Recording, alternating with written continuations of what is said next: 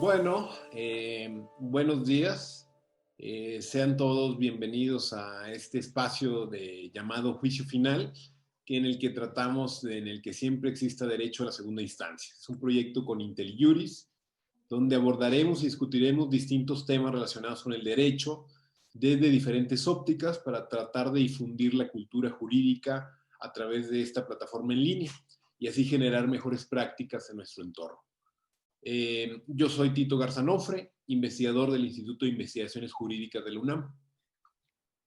Y yo soy Javier Martín Reyes, soy profesor de tiempo completo en el CIDE. Y bueno, como ya saben, en esta temporada de Juicio Final, lo que hemos estado haciendo es hablando de 7, pero sabemos que hay más, pero hemos abordado 7 pecados de la educación jurídica. Aquí hemos pensado, hemos discutido, ¿no?, sobre por qué tenemos en general una educación jurídica que es conservadora. Nos acompañó Estefanía Vela, ¿no? También hablamos sobre el hermetismo con Paulina Chavira y María Silva, sobre el carácter aislacionista de la educación con Carlos Puch y Penilei Ramírez, su carácter no práctico, paradójicamente, con Leticia Bonifaz y con Tony Caballero, sobre su carácter anacrónica con Jimena Ábalos y con Madrazo. El último episodio hablamos sobre el carácter atípico y hoy hablaremos con dos invitadas invitado de lujo, que ya les presentaremos con mayor detalle, sobre el formalismo, Tito. Sí, y un breve preámbulo sobre el formalismo, ¿no? Esta idea de que muchas de los futuros abogados y abogadas entran a la carrera creyendo en la justicia y salen creyendo en el derecho, aunque en cierto punto alarmista, pero lo cierto es que la idea de que la cultura jurídica en general se va mermando por el fenómeno del formalismo, por anteponer la forma antes del fondo, resulta un vicio que promueve el rompimiento de cualquier límite a lo que establecen las propias reglas, ¿no?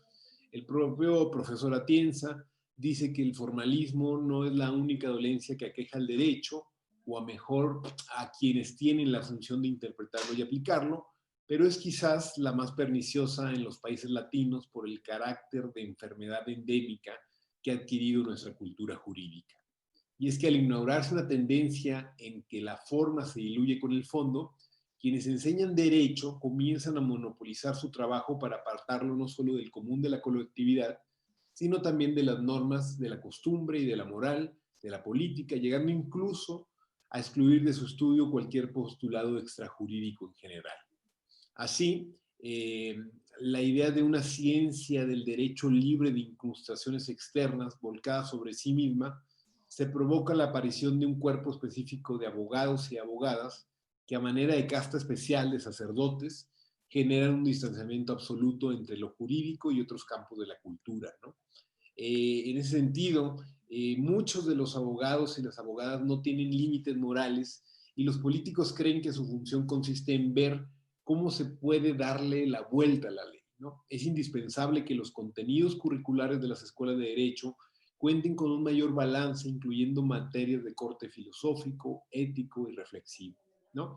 La inclusión y la enseñanza de ciertas habilidades parecerían estar bien como una nueva forma de enseñar cuestiones jurídicas, pero habrá que modularlas y moderarlas con ciertos límites. No todo vale, ni un mero utilitarismo es suficiente para justificar que en las escuelas de derecho no son necesarias otro tipo de clases que no versen sobre las leyes, sobre las estructuras, sobre las formas, ni tampoco dejarlo enteramente al arbitrio de esta idea de donde todo vale, lo único que importa es lo pragmático. En este contexto, en donde parecería que la forma importa más que el fondo, que la idea del formalismo va minando la creatividad y la imaginación de los operadores jurídicos, qué mejor que las dos personas que nos acompañan para rebotar algunas ideas y para tratar de imaginar algunos escenarios en torno al formalismo jurídico en este país, Javier. Bueno, y nuestra primera invitada es nada más y nada menos que la ministra de la Suprema Corte de Justicia de la Nación, Norma Lucía Piña Hernández. Ella tiene una trayectoria tanto académica como profesional muy notable. Obviamente apunto solo algunas cosas porque sabemos que lo que queremos es charlar con ella y que seguramente habrá muchas preguntas, pero bueno, ella es licenciada en Derecho por la UNAM, tiene una enorme cantidad de especializaciones en Derecho Constitucional y Amparo por la UNAM, también otra por el Instituto de Especialización Judicial de la Corte, en Derecho Penal por la Universidad Panamericana, en Derecho Constitucional y Amparo en el Instituto de la Judicatura Federal, y además creo que es una muy notable egresada tanto de la especialidad en argumentación jurídica y también del máster en argumentación jurídica por la Universidad de Alicante. Entonces, hoy tendremos dos muy notables alicantinos aquí con nosotros. En el ámbito profesional, pues ella prácticamente ha tenido una carrera judicial que ha pasado,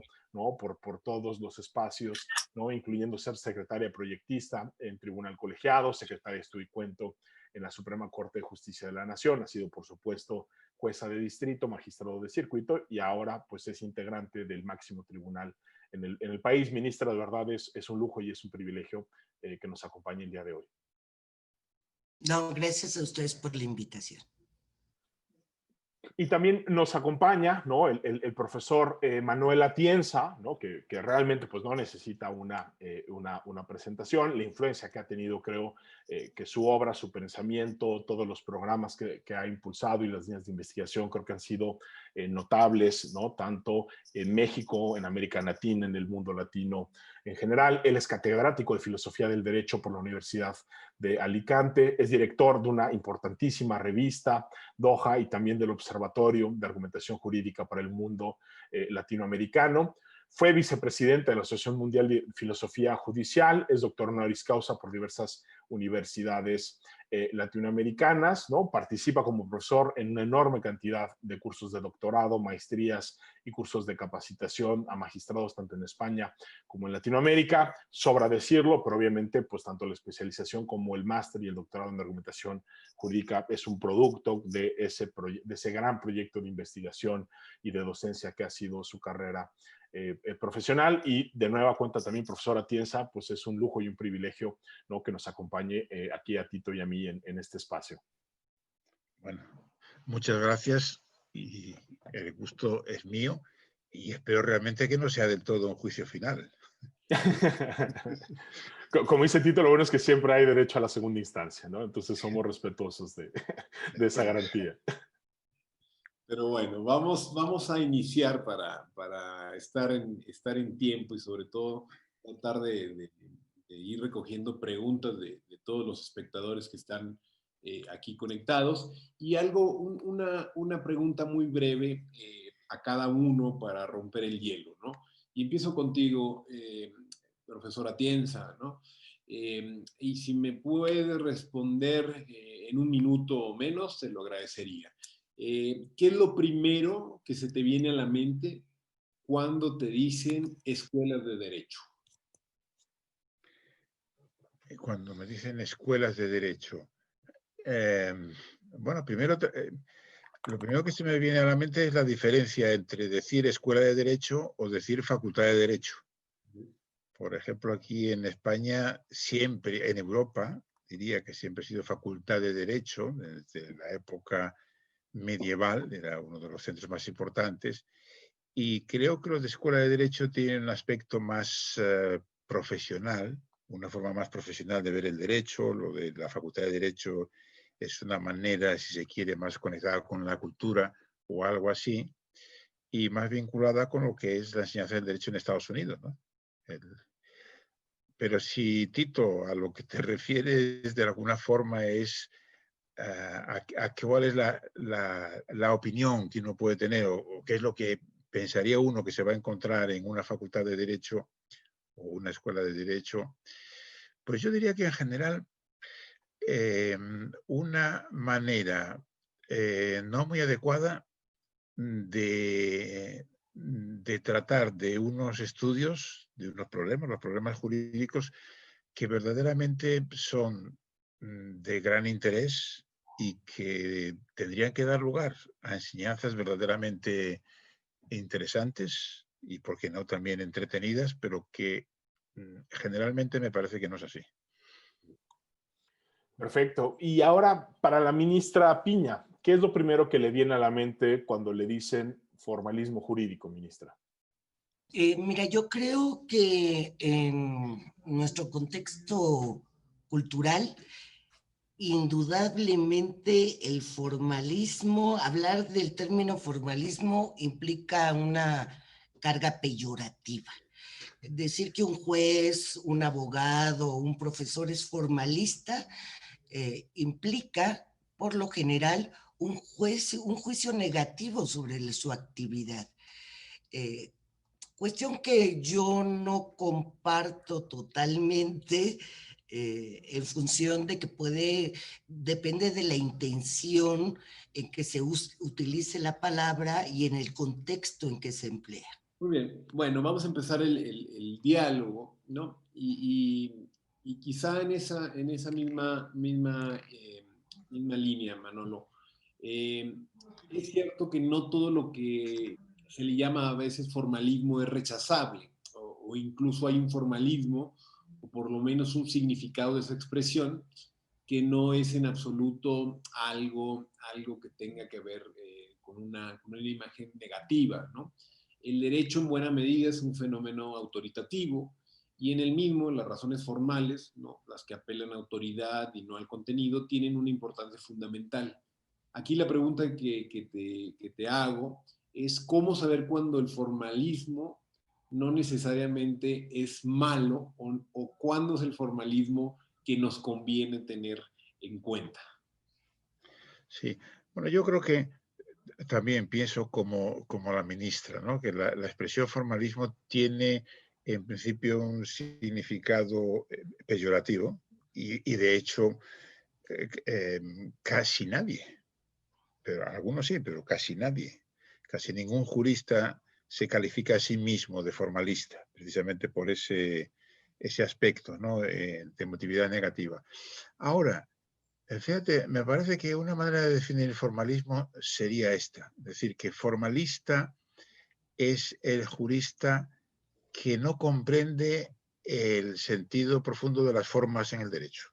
Porque claro, naturalmente que las formas en el derecho juegan un papel fundamental en muchos sentidos. Uno de ellos, Tito, como tú decías, pues es que al ser el derecho una práctica autoritativa, entonces lo que se suele llamar las razones formales, las razones que se basan no en el contenido, sino en quién ha establecido una norma, sea el legislador, sea un presidente de la Corte, etcétera, etcétera, juegan un papel que es muy determinante y que tiene mucho más peso de lo que puede tener en otro tipo de prácticas, imaginemos en la filosofía. Entonces esto hay que entenderlo bien, porque esto forma parte de lo que es el logro de los típicos valores jurídicos. Entonces, lo que pasa es que cuando, diríamos, esos elementos se absolutizan, es cuando propiamente hablamos de formalismo, y entonces es cuando se convierte en una patología. Por eso yo creo que bien se puede decir que el formalismo es una patología que consiste en no entender bien, a fondo, lo que son y lo que debe ser el papel de las formas en el derecho. Muy bien. Ministra, en esta idea de seguir en nuestra cultura jurídica, parecería que eso sí es uno de los graves problemas, ¿no? El formalismo. Y por el otro lado, en la enseñanza del derecho, o digamos que en estos contextos en donde los que muchas de las escuelas de derecho y las facultades de derecho no cuentan con estándares suficientes o con la calidad necesaria para eventualmente generar buenas abogadas, buenos abogados. ¿Cuál sería tu idea general sobre la educación jurídica, o sobre todo tú que estás formando con tu ponencia cuadros y nuevas generaciones de personas que se dedican a la judicatura? ¿Crees que la enseñanza del derecho en México es formalista o por el contrario es antiformalista? ¿Cuál sería tu opinión? Mira, Tita, yo creo que no hace mucho tiempo, porque incluso a mí me tocó ese tipo de enseñanzas en la Facultad de Derecho, la educación del derecho en las universidades era una tendencia totalmente formalista. Lo importante es que conocieras los códigos, que conocieras las leyes y que muchas veces hasta era una cuestión de memorizar el contenido de estas normas. En los últimos semestres se daban una materia, por ejemplo, filosofía del derecho, pero era casi en un sentido ornamental, no en función de conocer y de aplicarla a la misma ciencia jurídica. Tampoco se hacía énfasis en la relevancia de la interpretación para conformar el derecho ni se mostraba su conexión con la ética, con la política, con la economía. Yo creo que esa tendencia que a mí me tocó en la facultad, en los últimos años, y debido a autores precisamente como Alexi y como el doctor Atienza que nos acompaña, se ha estado revirtiendo.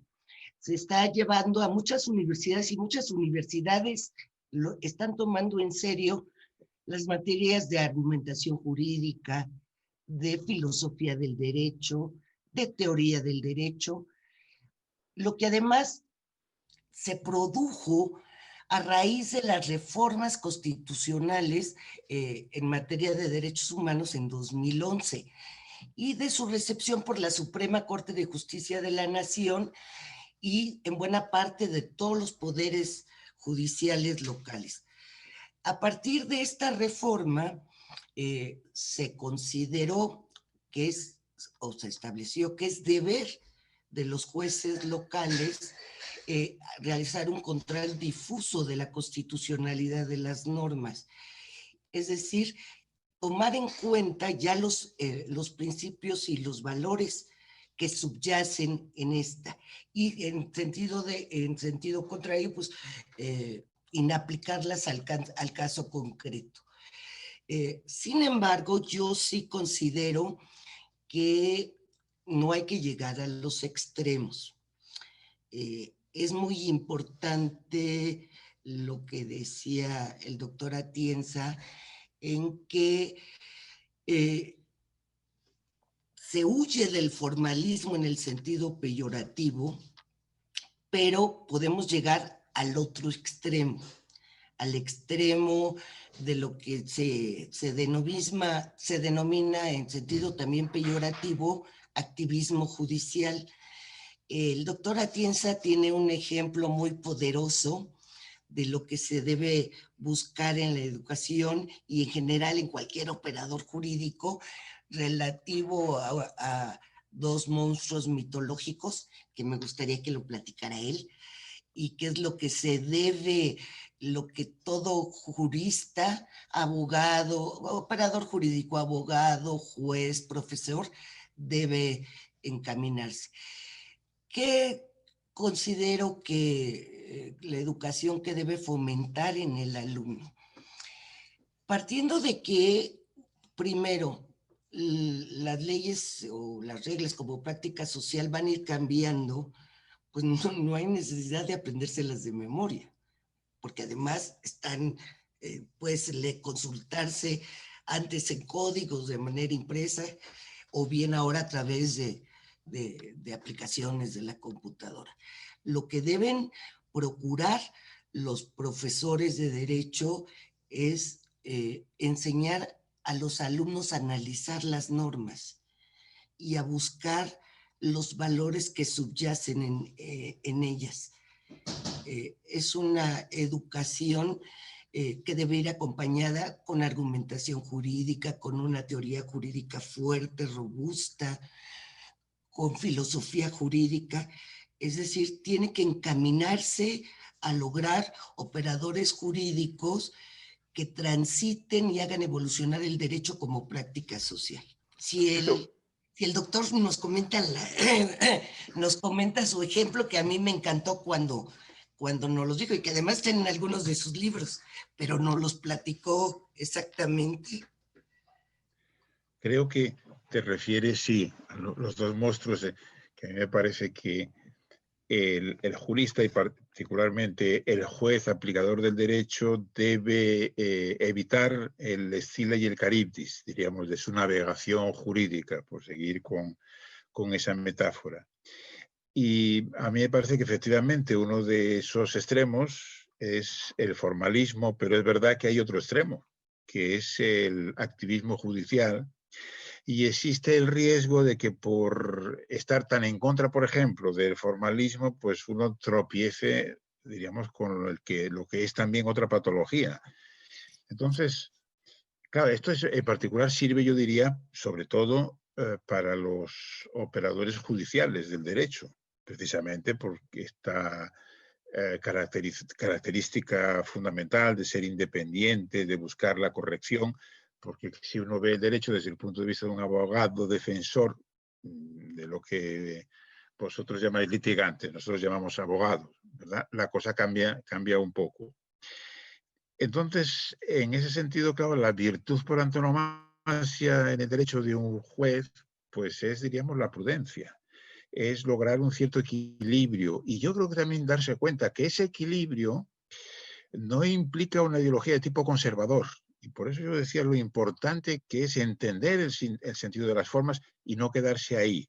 Porque el defecto del formalismo es no darse cuenta, por tener una visión tan estrecha del derecho, tan pegada a la literalidad de las normas, que con el derecho lo que debe es tratar de lograrse decisiones justas, hacer justicia a través del derecho. Y eso lo impide, digamos, el formalismo. Y lo que impide el activismo es que esas decisiones tienen que ser jurídicas, tienen que caer dentro del derecho, que uno, el juez en particular, tiene que respetar los límites del derecho. Porque claro, si no ya no se está jugando al juego del derecho, se está jugando a otro juego distinto. Y uno diría, bueno, pues sí, ¿qué pasa por jugar otro juego distinto del derecho si de esa manera tomamos decisiones que son más justas? Pero ahí es el error y es la importancia de darse cuenta de que no es así. Que si infringes los límites jurídicos, el problema es que no vas a lograr los valores jurídicos del Estado de Derecho, uno de los cuales naturalmente es la seguridad jurídica. Pero claro, la seguridad jurídica bien entendida. Pues la seguridad jurídica no es un valor conservador. El saber a qué atenerse, el poder prever aproximadamente las consecuencias de nuestro comportamiento, no es algo de interés únicamente para los que tengan una mentalidad conservadora, o si se quiere, diríamos, para los ricos, los propietarios o algo así, sino para cualquier persona que quiere desarrollar un plan de vida, que quiere ser autónomo. Y claro, esto es lo que nos facilita el derecho. Y entonces, si uno ve las cosas a corto plazo, pues puede pensar que él se sale del derecho y logra una decisión que puede ser más justa. Sí, pero es que las cosas, el derecho, precisamente porque es una institución, hay que verla a un plazo más largo y hay que verla con una mirada, diríamos, de totalidad. Y creo que ahí está la dificultad en entender el por qué, yo a veces uso esa expresión, por qué los jueces deben ser muy activos en la defensa de los derechos de la gente, pero no activistas. Porque activistas quiere decir que abandonan el tablero del juego. Y esto no se puede hacer, pero no se puede hacer por esa razón, porque perderíamos valores, pero perderíamos valores que son también bien sustantivos, como fundamentalmente este de la autonomía. En la misma línea, profesora Tienza, quisiera seguirle preguntando sobre el activismo judicial, ¿no? Creo que paradójicamente, aunque en muchos contextos decirle a una jueza o un juez activista tiene una connotación negativa, en América Latina, por lo menos, en ciertos contextos, tiene una connotación como muy positiva, ¿no? Como, ya lo decía usted, como si la única alternativa para abandonar ese formalismo malentendido fuera precisamente que los jueces, ¿no?, se hicieran cargo solo de los valores, solo de lo material, que dejaran, por un lado, las regulaciones procesales, que no importaran las formas, que no importara como la autoridad.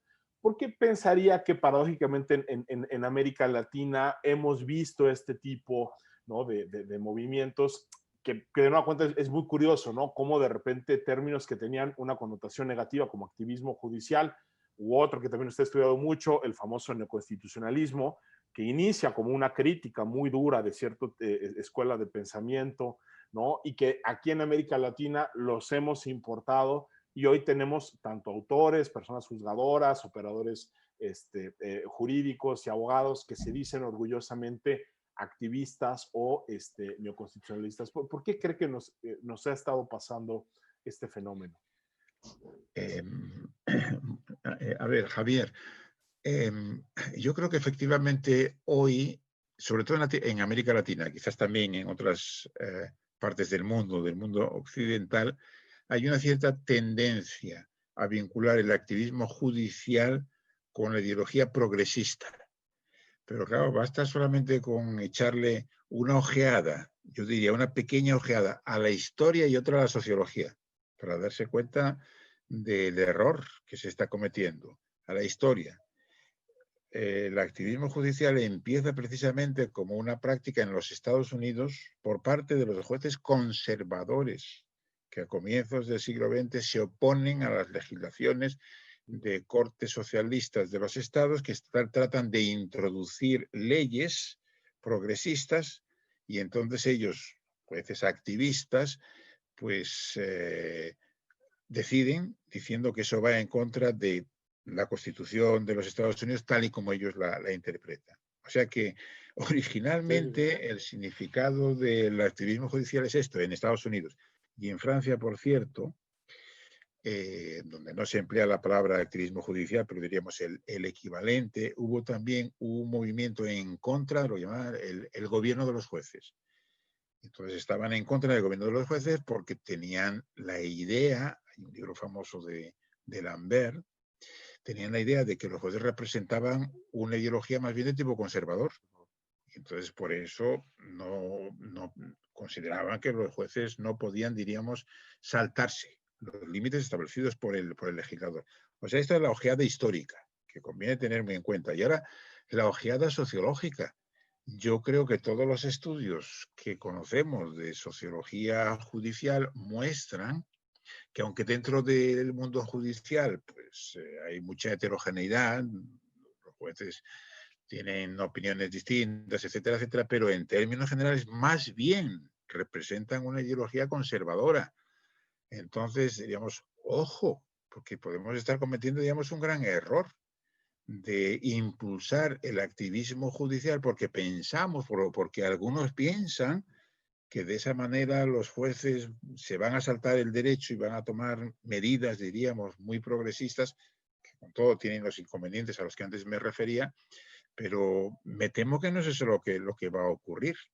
Y por ejemplo, respecto de las cortes constitucionales, los tribunales internacionales, etcétera, etcétera, que son elegidos por los estados, claro, una vez que los gobernantes, diríamos, se den cuenta del papel que están jugando los jueces, ¿a quién van a nombrar como jueces? O sea que yo creo que aquí, tanto la historia como la sociología nos echan una mano para entender bien o nos dan argumentos de por qué los jueces, yo creo, no deben ser ni activistas, ni, como decía la ministra, ni tampoco formalistas, claro. Hay que buscar, digamos, un cierto equilibrio. Yo, por cierto, no soy tan partidario de la teoría esta de la mesotes aristotélica. O sea, yo no creo que siempre la virtud o lo justo esté en el término medio. Pero, en fin. Por lo claro, menos en esto sí. en esto sí, pero también es verdad que depende de donde uno ponga los extremos, ¿no? O sea, que esto aquí hay una especie como de falacia, ¿verdad? Como sabemos que intuitivamente nuestra tendencia es a identificarnos con el punto medio, porque pensamos que eso es lo correcto, entonces construimos, a veces sin darnos cuenta, construimos los extremos y entonces nos situamos en el virtuoso término medio, pero en Para fin. estar equidistantes de las dos posiciones, ¿no? Eso es. Gracias. Oiga, ministra, y yo le quisiera preguntar, ahorita enfatizaba usted en su intervención pasada, pues la importancia, ¿no?, de dar clases buenas de filosofía del derecho, de argumentación jurídica, y creo que algo que hemos visto, ¿no? Muy venturosamente en los últimos años, ¿no? Y quizá en las últimas décadas, es cada vez más órganos judiciales que se toman en serio, digamos, la labor de explicar con claridad y con buenas razones, ¿no? Lo que está detrás de las decisiones, y eso pasa necesariamente pues por tratar de encontrar o de utilizar un lenguaje que sin perder el carácter técnico del derecho puede expresar de manera clara, consistente, para obviamente los operadores, pero incluso también para personas interesadas las sentencias, ¿no? Esto también ha enfrentado muchas resistencias, ¿no? De muchas operadoras y operadores jurídicos, ¿no? Que por un lado dicen que perdemos ese carácter técnico del derecho si no utilizamos un lenguaje, pues que muchas veces no solo es técnico, pero sino además es oscuro, excesivamente complicado, con malas construcciones. ¿Usted qué le diría, ¿no? Digamos, a las profesoras, a los profesores, a los alumnos de derecho sobre estas habilidades que se requieren para hacer una buena argumentación? ¿Usted defendería la idea de que tenemos que tener redacciones jurídicas más claras, o sí piensa, ¿no? que quizá sí tendremos que quedarnos con esta parte, digamos, un poquito más oscura y rebuscada que de repente ha sido criticada en tantos espacios? Mira, yo considero que en principio hablar de rigor jurídico no implica en absoluto ser formalista ni con usar un lenguaje oscuro.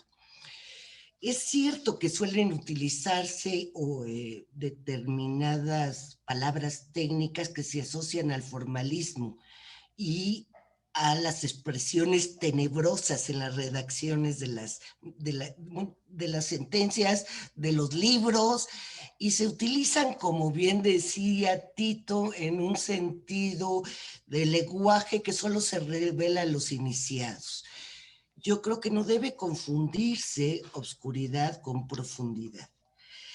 En mi opinión, el recurso es un recurso innecesario acudir a tecnicismos y a un lenguaje oscuro.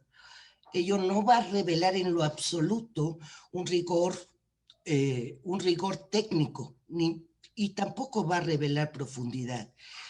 Generalmente van a traer como consecuencia lo opuesto, es decir, la incapacidad del jurista para lograr una comprensión profunda, nítida, en el caso de los jueces, de sus decisiones, en caso de los académicos o de los filósofos del derecho, en general, de los teóricos del derecho, lo que se tiene que hacer es expresarse con claridad, con sencillez y tratándose de los jueces, dar una solución con el mismo sentido de transparencia.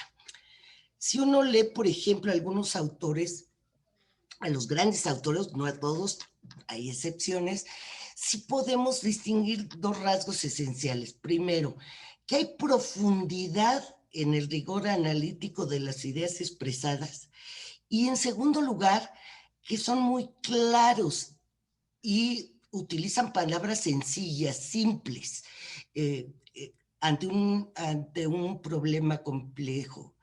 En ocasiones, en las sentencias, por ejemplo, es inevitable aludir a ciertos términos técnicos, pero eso nos lleva procurando explicarlo a los justiciables. Tenemos que pensar también en el auditorio.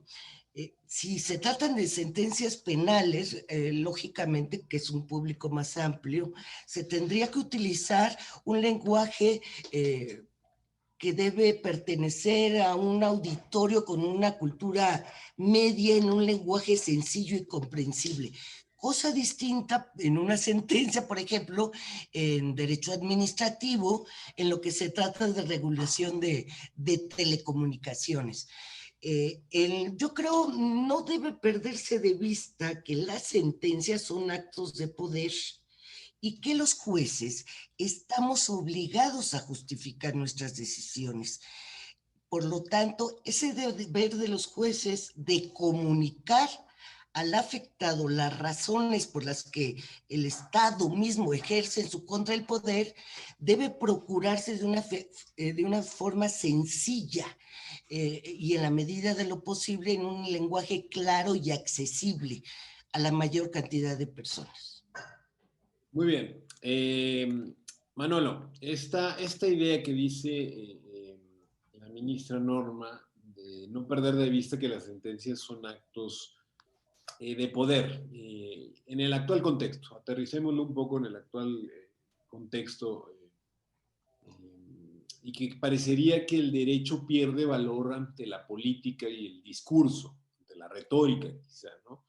En los que resulta muchas veces imposible convencer con razones y argumentos, ¿no? Para evocar a Ortega, ¿no? Ganarán pero no convencerán, ¿no? ¿Cuál crees que debe ser el rol de los jueces y las juezas, de los operadores jurídicos en general? ¿Cómo convencer de que el derecho vale la pena, ¿no? ¿Cómo hacer una apología del derecho, por utilizar la expresión con la que titulas tu nuevo libro? Yo creo que efectivamente los juristas deberíamos hacer una labor cultural hacia los no juristas, y cuando digo los no juristas no me refiero únicamente a la gente, podríamos decir, que no tenga un alto nivel cultural o algo así. Me refiero también pues, a los estudiosos de ciencias sociales, de humanidades, de ciencias sin más, de tecnologías, porque verdaderamente yo creo que es sorprendente el grado de ignorancia que tiene sobre el derecho, pero no me refiero de derecho en el sentido de que no conozcan la letra de la ley, que en realidad hoy no la conoce nadie, por otro lado, ¿no? Sino que carezcan de cultura jurídica bien entendida.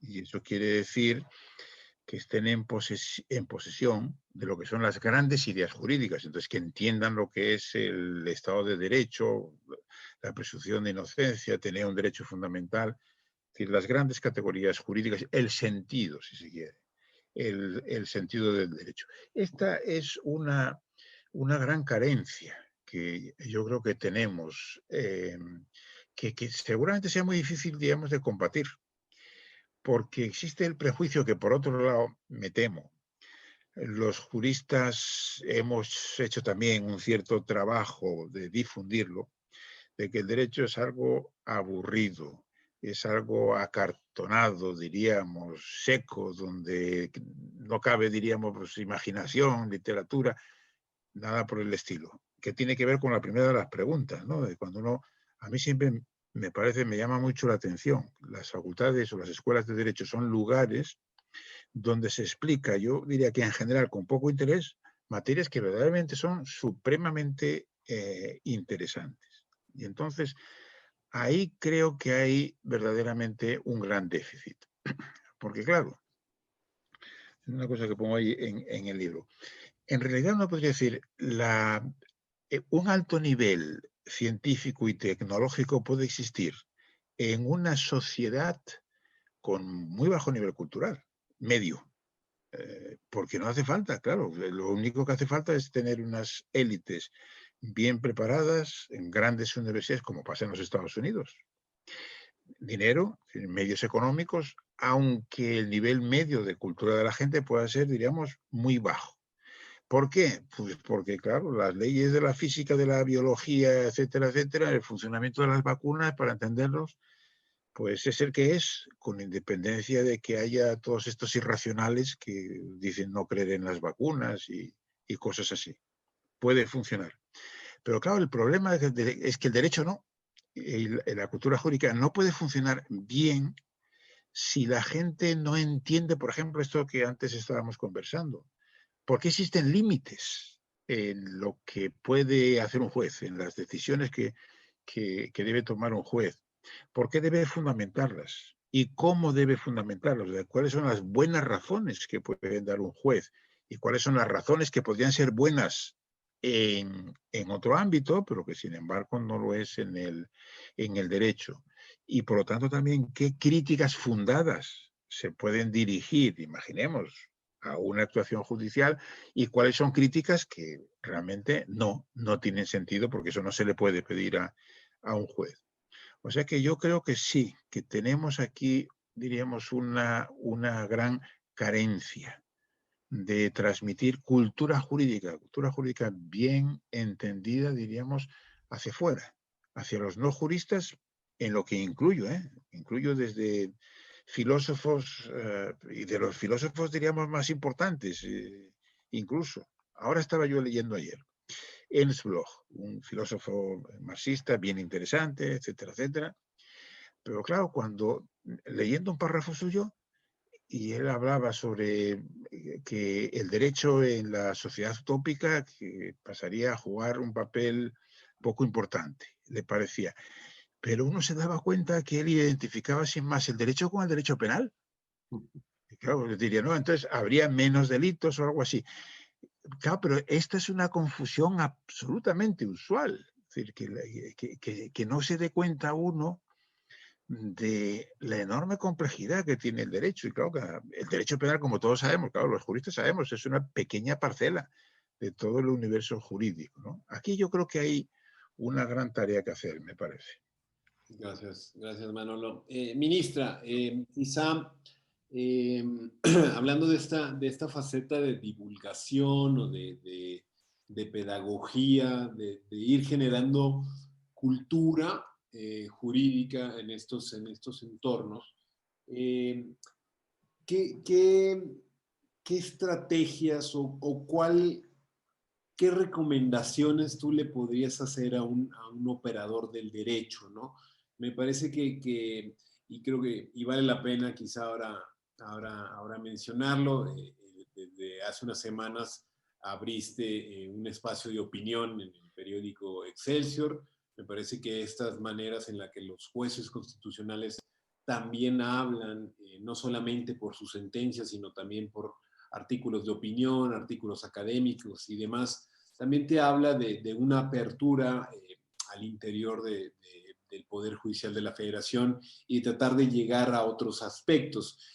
No sé qué recomendaciones puntuales le podrías decir o comentar a una persona que tenga interés en hacer de sus labores algo muchísimo más pedagógico y algo muchísimo más amplio de quedarse enteramente en sacar la chamba y en cerrar el día haciendo el trabajo de manera muy puntual o digámoslo en otras palabras, apelando enteramente a un formalismo bastante nimio, pues. Mira, precisamente la idea de empezar a publicar en un periódico, y la misma columna se llama Extramuros. Yo creo que es parte importante como una cultura para aportar a la pedagogía cívica que los juzgadores entiendan y comprendan que el derecho como práctica social no se concreta en un conjunto de normas y tampoco únicamente quedarnos en el dictado de las sentencias.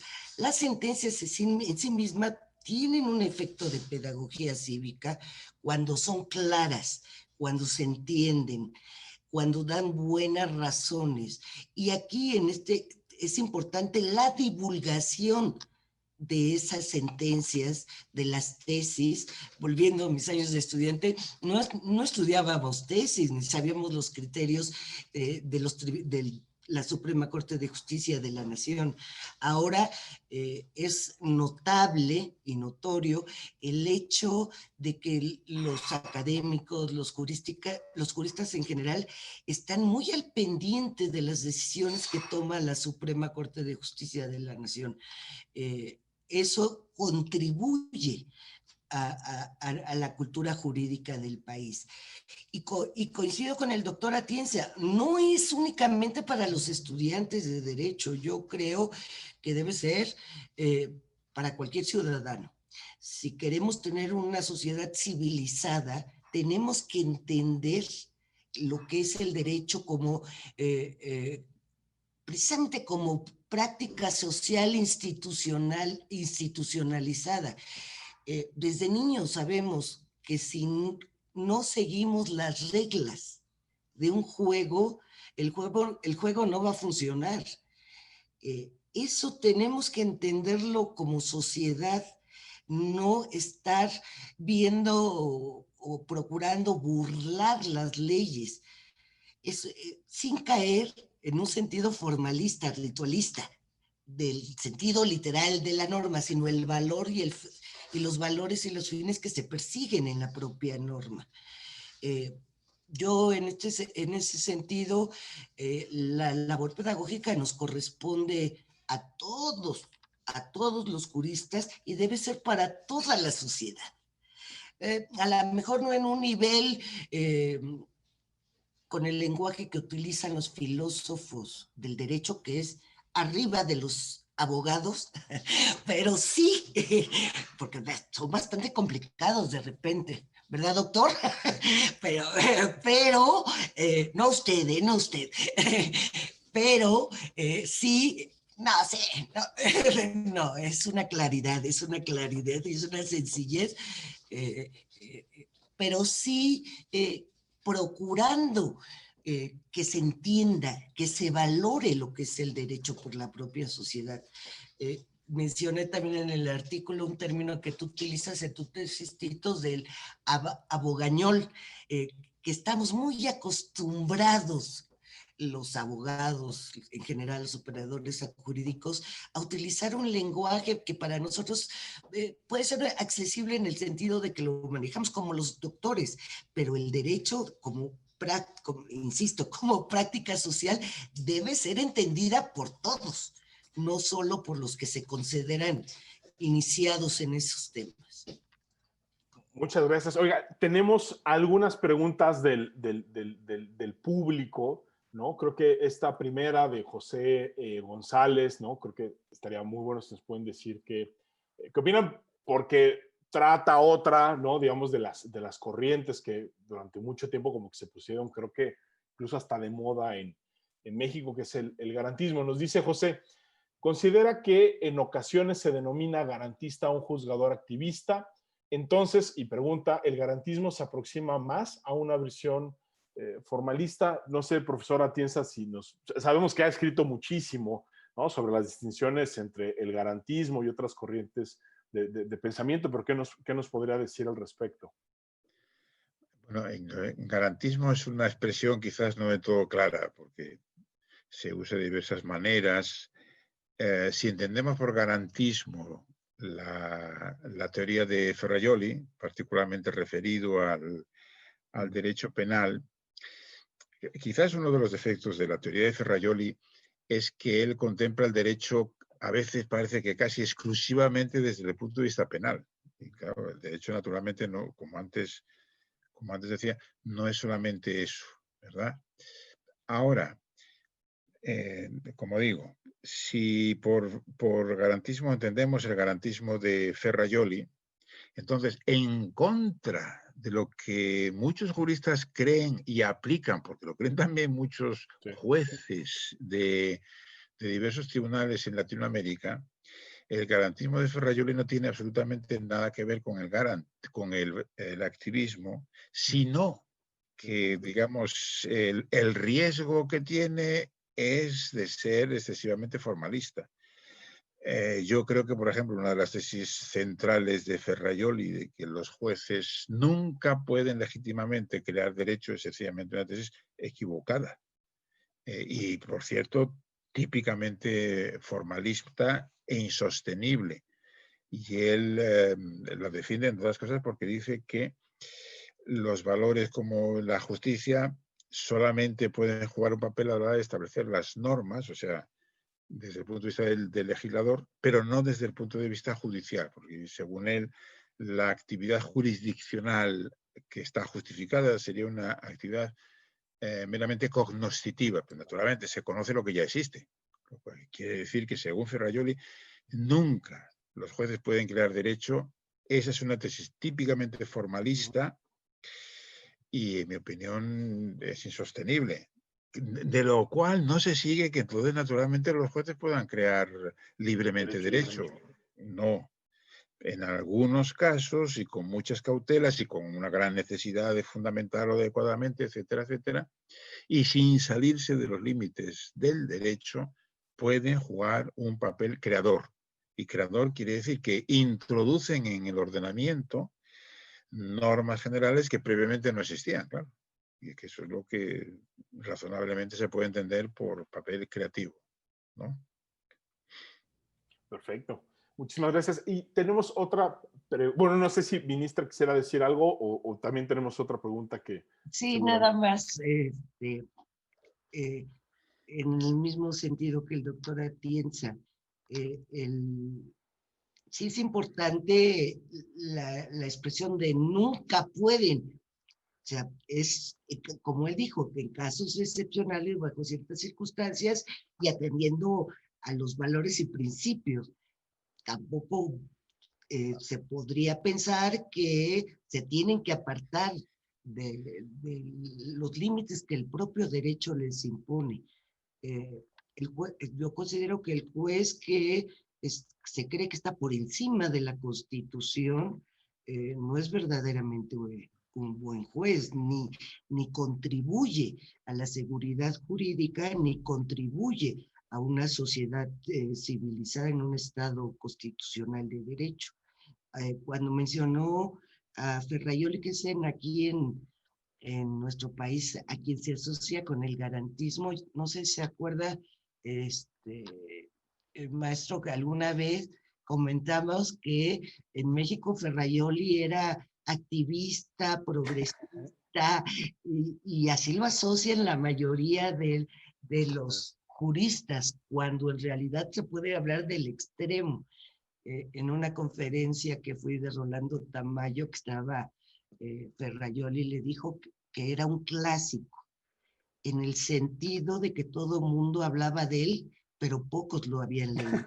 Así, y es cierto, porque entender a Ferraioli hay que leerlo y no etiquetarlo nada más por la palabra misma del garantismo, que no tiene que ver con ser progresista. Gracias. Sí, quizá ese tercer tomo, ¿no? del Principio Ayuri sea el menos leído de la historia, ¿no? De todo Trota.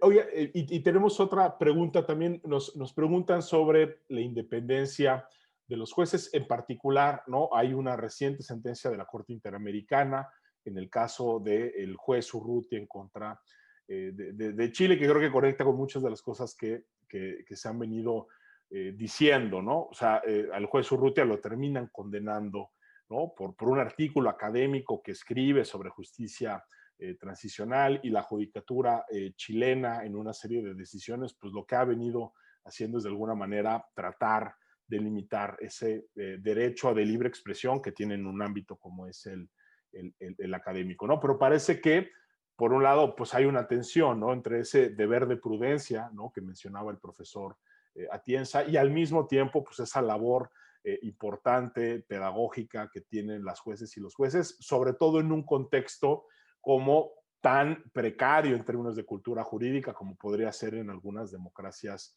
nacientes. En ese sentido, ministra Piña, ¿dónde pondría usted el justo medio, con todas las cautelas que nos dijo el profesor Atienza de que de repente el justo medio lo vamos acomodando con los extremos que más nos gusta?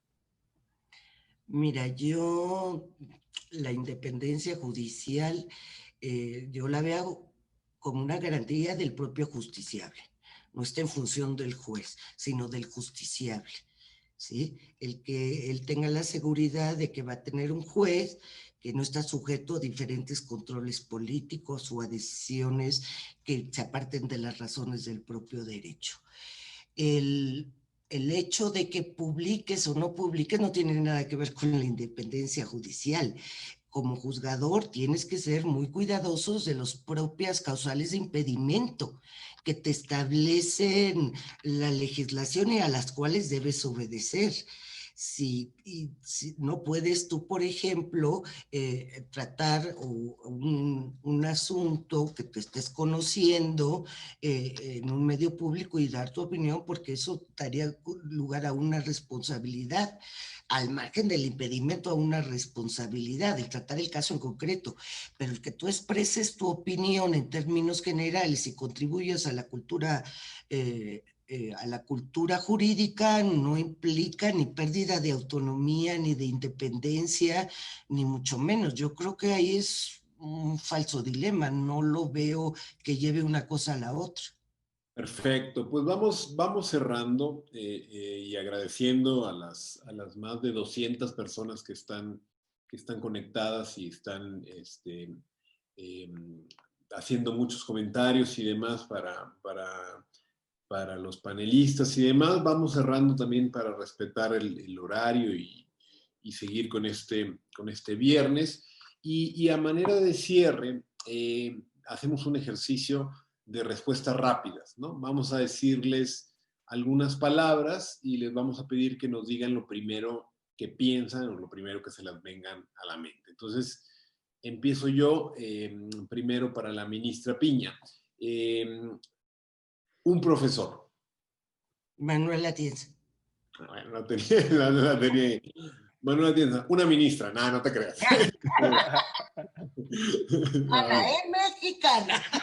También la reciprocidad, ¿verdad? Siempre está vinculado con la justicia. Muy bien. Manolo, un libro jurídico.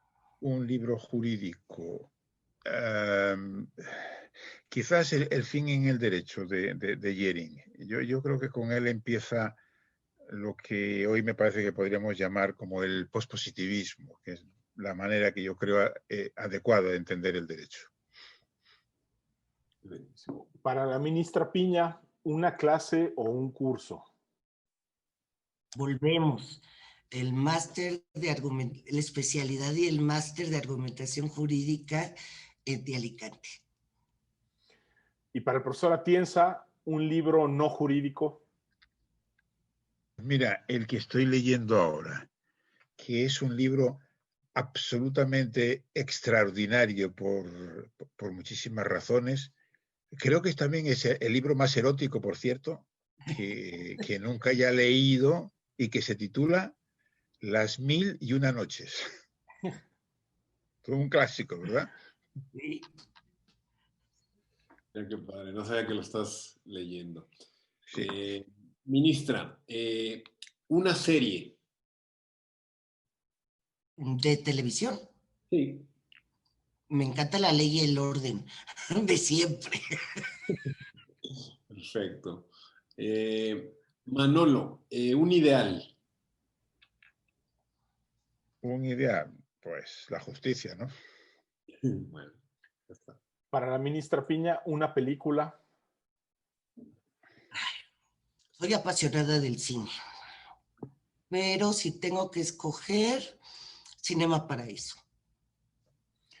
Y la última para el profesor Atienza, ¿un ejemplo a seguir o un referente? Un ejemplo a seguir. Bueno, por suerte hay muchos, yo creo, ¿no? Me imagino que estarán refiriendo eh, a ejemplos jurídicos. Bueno, los maestros que uno ha tenido, ¿no? Un maestro, en cierto modo, es un ejemplo vivo a seguir en muchos sentidos. Yo he escrito ahora hace poco algo sobre los maestros y creo que uno de los rasgos, si es que es cierto, y me temo que puede ser cierto, de los rasgos peores de lo que está sucediendo en nuestra universidad, en nuestras universidades, es que está dejando de haber maestros, ¿no? Pero yo en mi caso, por ejemplo, puedo decir que he tenido la fortuna de encontrarme con unos cuantos, tampoco muchísimos, naturalmente, uno no puede tener muchísimos maestros, pero un buen puñado de personas que uno tiene la sensación de los que ha aprendido y que efectivamente han significado o siguen significando un ejemplo, ¿no? Muchas gracias. Bueno, vamos a terminar con un par de recomendaciones. Manolo, ¿qué consejo le darías a un estudiante de la carrera de Derecho para luchar contra el formalismo? Pues mira, lo que me parece que una vez, más o menos, contestó, creo que fue el juez Frankfurter, ¿no? Que fue uno de los grandes jueces de la Corte Suprema de los Estados Unidos, que un joven que iba a estudiar Derecho, que le preguntó eso, ¿qué le aconsejaba que leyese? Y él le dijo, pues vaya al teatro, lea literatura, escuche música. Yo creo que esto es una idea importante. No se puede ser un gran jurista o un gran lo que sea si uno no ve hacia afuera. Y por lo tanto en el derecho, si no tiene intereses que también tienen que estar por fuera del derecho también, ¿no? O sea que mi consejo es que no se encierre en el derecho. Sí. Es un gran consejo. Y para la ministra Piña, ¿qué consejo le daría, ¿no? A las personas juzgadoras para no ser formalistas en el sentido malentendido o negativo del término, ministra? A las personas juzgadoras, a los jueces. Sí. Sí, bueno, jueces y jueces. Lo mismo que dije que acaba de decir el doctor Atienza, que no se encierren en el derecho, que cultiven lectura sobre filosofía del derecho, sobre ética, sobre sociología, que busquen la esencia de la norma y no atiendan únicamente en forma ritualista su aplicación. Y sobre todo, que entiendan que cada expediente que analizamos no son papeles, son personas. Y por lo tanto les den la importancia que deben tener a cada decisión que se emita. Perfecto. Pues bueno, siendo las 11 en punto, hora de México y ya las 6 de la tarde allá por Alicante, acabamos en tiempo y forma para hacer pegados al formalismo y no sin antes agradecer a todos los asistentes, a más de 200 personas que se conectaron a este foro y en especial al profesor Manuel Atienza, a la ministra Norma Piña. De verdad que nos sentimos muy, muy halagados y muy contentos de poder tener este diálogo con ustedes. Hay muchas ideas que nos guardamos para seguir pensando y repensando. Y de verdad que muchas gracias por la disposición y que se trata de eso, ¿no? De seguir construyendo una cultura jurídica cada vez más accesible y cada vez más seria y cada vez que puedan ayudar a nuestros actuales contextos democráticos que tanta falta le hacen. Entonces, de verdad, muchas gracias, Manolo, ministra. Seguimos en contacto, hay muchas felicitaciones, que ya eran fan de la ministra, pero ahora con Cinema Paradiso se declara incondicional. Acá en el chat. Entonces, exactamente. Haremos estos ejercicios de vez en vez para seguir cultivando la cultura jurídica. De verdad, muchísimas gracias y nos estaremos viendo dentro de los próximos semanas. Oye, Tito, nada más si me dejas concluir mi conversación, yo quiero agradecerles especialmente a ti y a Javier el haberme permitido conversar, platicar y escuchar al doctor Atienza, que como lo dije y lo reitero, es cuando pienso en un maestro, pienso en él. Muchas gracias. Manolo. No, ha sido un gran gusto de volver a ver a Javier. Es la primera vez porque creo que no nos conocíamos. A ti te he visto hace poco y a Norma hacía relativamente mucho tiempo que no nos veíamos. Con esto de la pandemia, diríamos, las distancias en un cierto sentido han aumentado. Me da mucho gusto compartir con ella este tiempo y también me da mucho, yo soy muy discutidor, como ella y tú bien sabes, pero al mismo tiempo me da mucho gusto tener una coincidencia pues prácticamente completa, ¿no? Al 100% con Norma. Eso lo pensé, dije, esto no va a ser debate. Bueno, a lo mejor no está mal de vez en cuando, ¿no? De vez en cuando. De vez en cuando no está mal. Que aparte de divergencias haya también convergencias. Probablemente en este mundo tan complicado y tan peligroso en el que vivimos, tendríamos que hacer a lo mejor ciertos esfuerzos por ponernos de acuerdo, por lo menos en las cosas que son básicas, ¿no? Sí, así es. Bien. Perfecto. Bueno. Y pues muchas gracias también rápidamente a todo el equipo de IntelliJuris por este espacio. Con esto cerramos la serie de los 7 pecados capitales. Ya lo vieron, ¿no? Con una invitada y un invitado de lujo. Los programas previos están ahí en YouTube. Y bueno, pues muchas gracias al profesor Cosillo, al profesor Roldán Chopa, al profesor López Ayón y al profesor Pérez de Hacha, también a Marcos, ¿no?